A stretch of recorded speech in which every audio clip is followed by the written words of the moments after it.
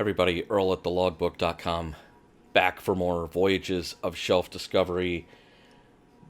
Gonna be, once again, I think I mentioned this a couple of shows back, that in some cases I'm opening stuff that I have had in the box for a very long time.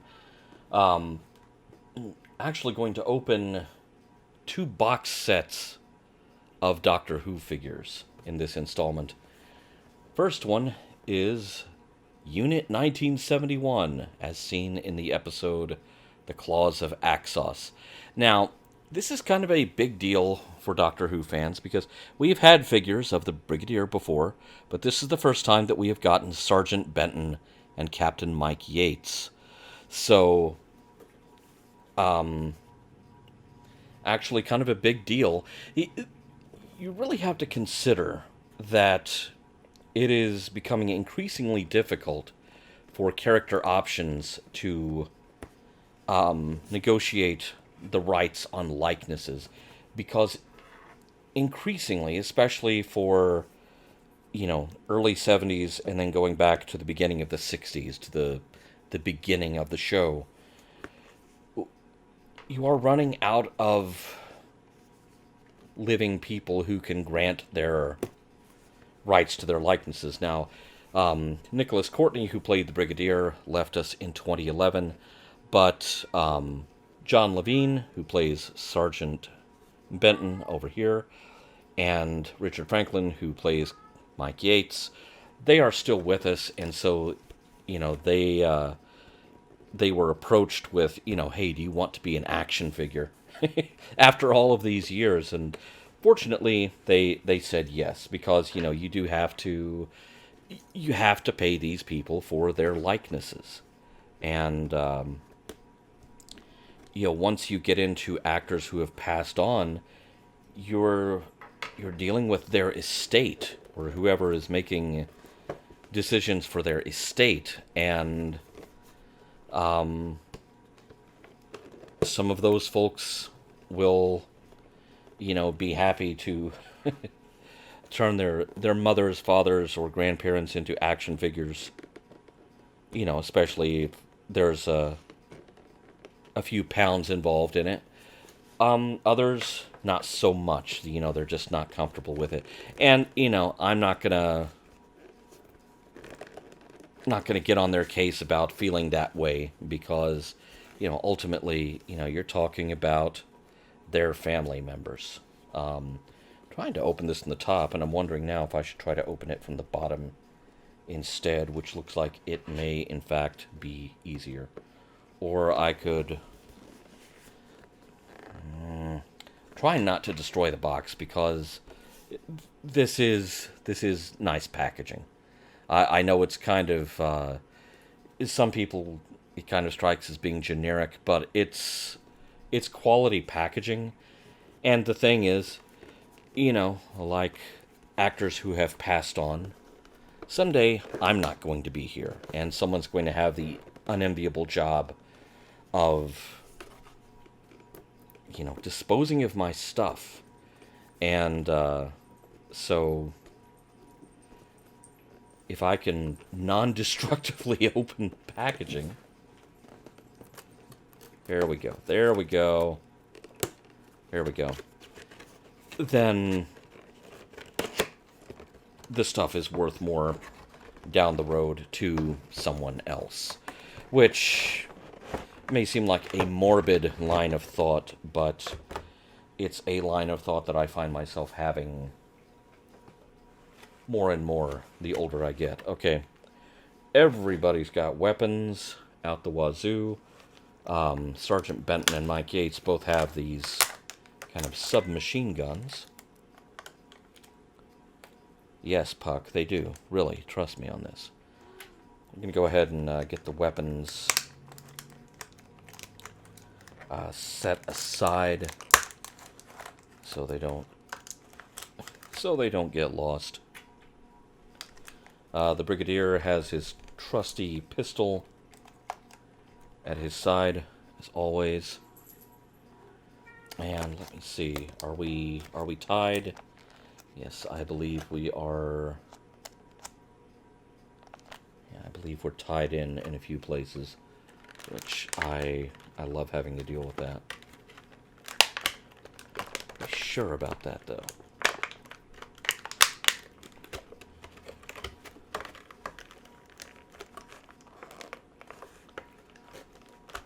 Trying to see. This character options has a habit of... Yeah, they are tied. Okay. Tying everyone in with rubber bands, which... Let's work on that from the back. Puck, be nice to your sister. Kids at Christmas time, am I right? We can...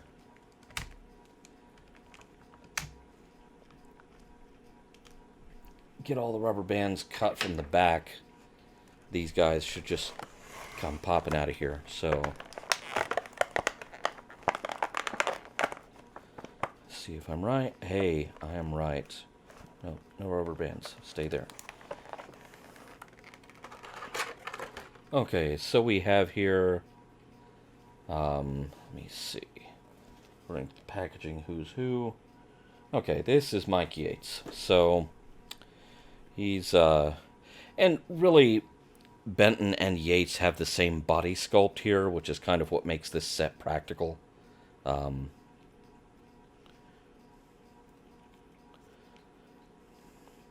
Doctor Who figures have, you know, just a wonderful amount of articulation.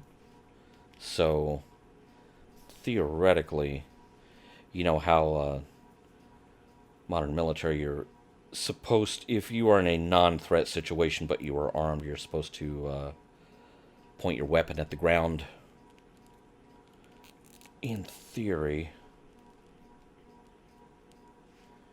should be able to do something kind of approximating that, or close to it. That's not bad. That's not bad at all. So there we have Captain Mike Yates, finally.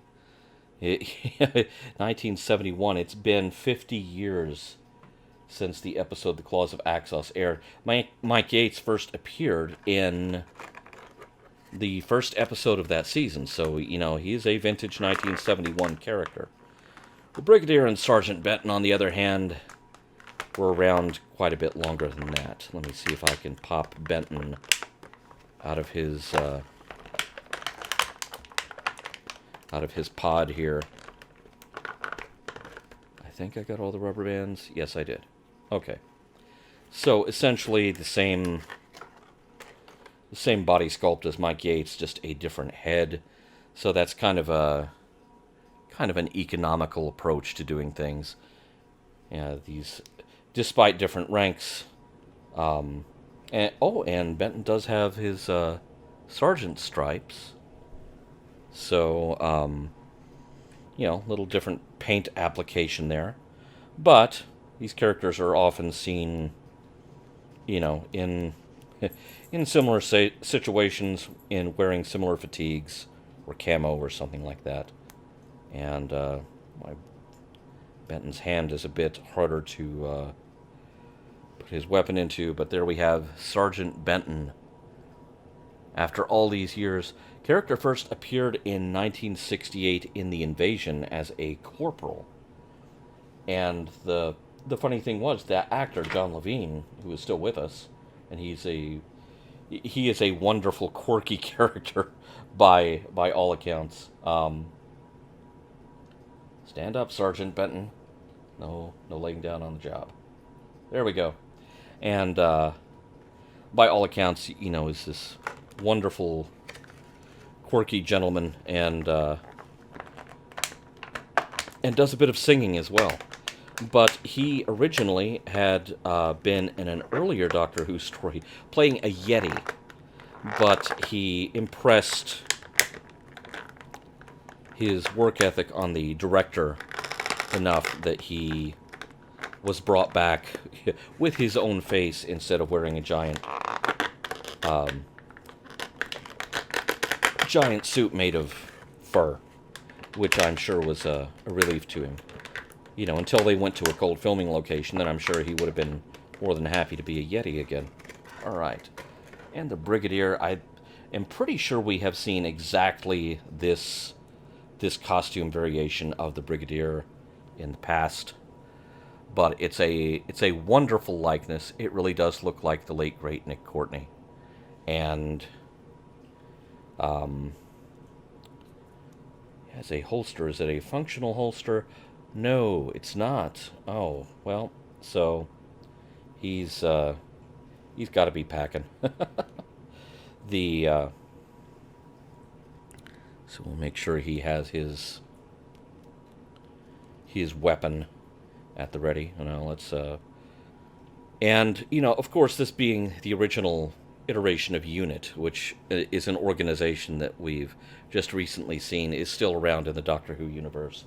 They need some strange event in time and space to investigate.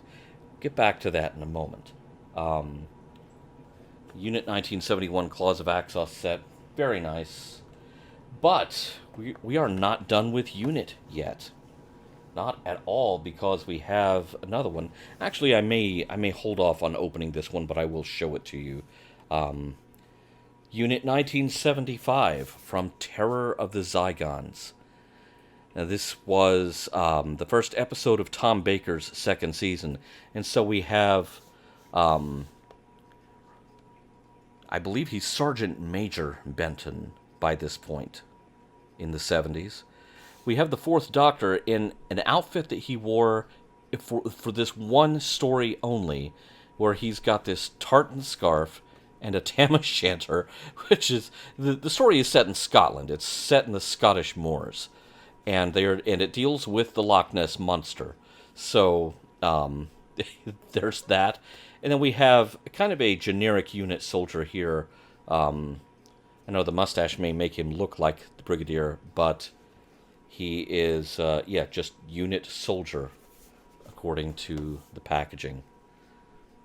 So, so if you are wanting to do some literal army building with unit, that box set is also for you. Just the fact that we have Tom Baker with a tartan scarf and a tam o' shanter, which is literally a costume he wore once. There is your proof that we have fans working on these things and character options, because it would be so easy to just stick an already made Tom Baker variation in there. But since we need something for UNIT to investigate a mysterious event in time and space, here is something I was able to get fairly cheap, partially because of Black Friday, partially because I opted for non-mint packaging. I ordered this from Entertainment Earth. It's Bill and Ted's phone booth.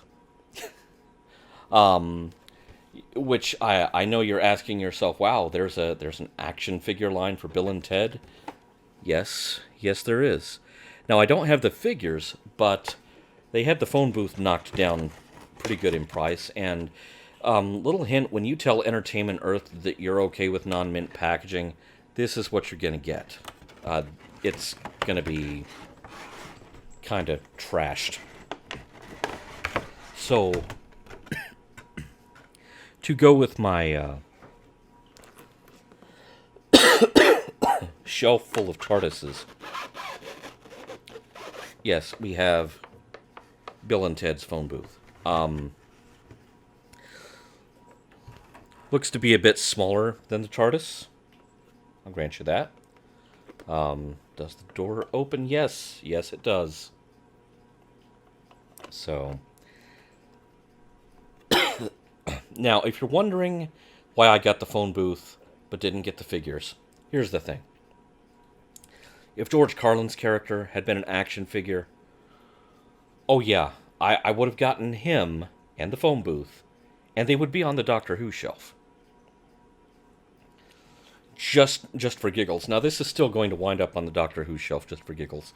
There's one thing I noticed on the packaging that the pardon me, the phone sign on all sides of this is glow in the dark. So if this sits on a shelf all day where light's hitting it, and then after the sun goes down, the phone part of it will light up. That is a really cool idea.